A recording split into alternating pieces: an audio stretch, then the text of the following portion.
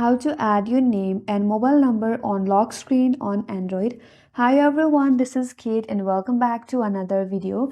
And on today's video, we will see how we can add name and mobile number on lock screen on Android. So without further ado, let's get started.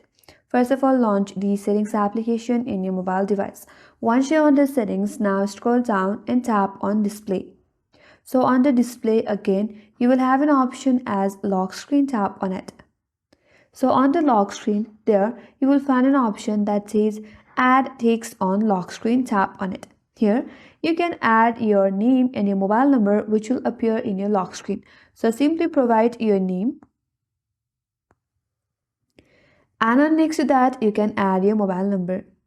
Once done, simply tap on save and this name and your mobile number will be displayed in your lock screen. And that's all for today's video. Hope this video was helpful.